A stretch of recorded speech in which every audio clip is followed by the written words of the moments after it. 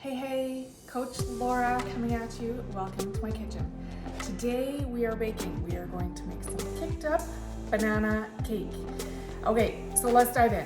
Whenever you have those lovely brown spotted bananas, this is something that I go to on a regular basis, weekly, bi-weekly. These are constantly in our fridge, especially when the bananas are nice and brown, like I mentioned. Okay, so let's dive in. I have the ingredients and the instructions in the email. So I'm just going to do this as quickly as I can to keep the video nice and short. So I have 3.5 bananas. So it comes out to about 275 to 300 grams of banana. It depends on the size of your bananas, and so just use what you have. You can also modify, so if you only have 2 bananas, you can throw in a little bit, like a 1/4 cup or 1/2 cup of unsweetened applesauce to kind of make up the difference. I've done that and it turns out just great. Okay, so I've gone ahead and I've mashed my bananas here. That's all it is in here. Next, I have drippy almond butter. Now, if I were to send these to school, I would use tahini or pumpkin seed butter. But since today we are not going to be doing that, I am just using 1 tablespoon or 15 grams of drippy natural almond butter. I'm just putting it into the bowl with the bananas. So there's that, the bowl with the bananas. And then I'm going to put in 1 teaspoon of vanilla, just like that. I'm going to use liquid stevia. Now, if you don't have liquid stevia and you prefer a different sweetener, go ahead and use that. I'm just going to fill it up and put a few drops in there. I don't really need it all that sweet, so I would advise you to use your personal preference if you want to use a little bit of coconut sugar or whatever that might be, and just use your own preference there. So I'm going to stir that up. Now the beautiful thing about this dish is that you can put it in one bowl. So I have everything nicely mixed in there so far.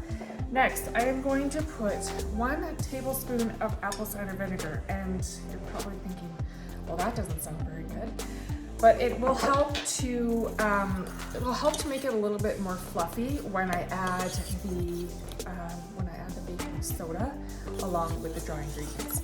Okay, so those are my wet ingredients. I do have coconut milk or your milk of preference also in the ingredient list. I'm gonna add that afterwards because you may have to adjust. Coconut sugars, or rather coconut flour can absorb a little bit differently, so you may have to adjust accordingly. Okay, so I have a 1/2 cup of unsweetened cocoa powder, just cocoa powder. I have my 4 tablespoons or 28 grams of coconut flour. Now, coconut flour is very absorbent, so you don't need very much. All right, the secret ingredient, I kind of listed a little bit of the importance with this lovely psyllium husk. This will help to thicken the batter, and so I'm gonna sprinkle that on. I'm going to use a 1/2 teaspoon of baking soda. 1/4 teaspoon here, so 1/2 teaspoon of baking soda, and a 1/4 teaspoon of espresso powder. This will help bring out the flavor of the cocoa. So I'm going to add that. And you know what? I like to add a little bit of cinnamon, so just like a 1/4 teaspoon. That's just optional. And finally, I'm just going to add a 1/4 teaspoon of salt. So I'm going to stir that all in. I have all of my ingredients. So again, I have my mashed banana, I have my stevia, my vanilla, my almond butter. I'm going to stir that all in. I'm going to use my spatula here to get it nice and stirred in there. Now, again, like I mentioned, the milk you may have to adjust. So this is my batter so far, just stirring that all in. And I should also mention, before I start it, this is what I do. I lay a piece of parchment paper lengthwise, and then another one on top of that, the other way, because it's easier to pull it out. So I sprayed that with cooking spray. The oven is set to 350 degrees Fahrenheit. So my batter looks pretty dry. And again, this is all dependent on climate and the absorbency of the coconut flour. And so I'm gonna add another 1/4 cup. I'm just using unsweetened coconut milk. And you can use any sort of liquid ingredient that you want, any sort of milk.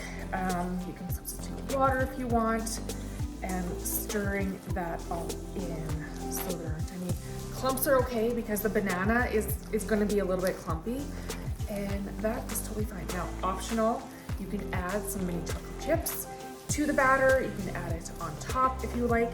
So there's my batter. It's fairly wet, but I'm confident that it's going to be okay because I have the coconut flour. It's going to absorb it, as well as the psyllium husks. That is helpful as well. So I'm going to just pour it into my prepared baking dish, just putting it in there like that. And I find that when it is a little bit more, it's less dry, it's easier to spread in the pan. Obviously, there's a little bit more give to it. So I'm going to spread that all the way around to the corners. It doesn't have to be perfect. Keep it simple. That's how we roll around here. Again, this is so versatile. Instead of the almond butter or any sort of nut butter, you can go ahead and add butter if you want, or coconut oil, any sort of fat source. We do want a little bit of a fat in there. Okay, so I have this spread around. I'm going to go ahead and put this in my preheated oven. Again, it's at 350, anywhere from 30 to 40 minutes. Again, this all depends on your climate, and ovens vary as well. So I'm gonna put this in and I will show you the finished product. And I'm back. So my brownies are fully cooked, they're cooled, and they are ready to eat. So here is a little bit of a sample. I cut mine into 20 squares and it comes out to less than 30 calories per square. So again, these are a family favorite. They're versatile, they're easy to grab and go, and everybody seems to enjoy them. So let me know how you make out and enjoy. Thanks again. See you soon.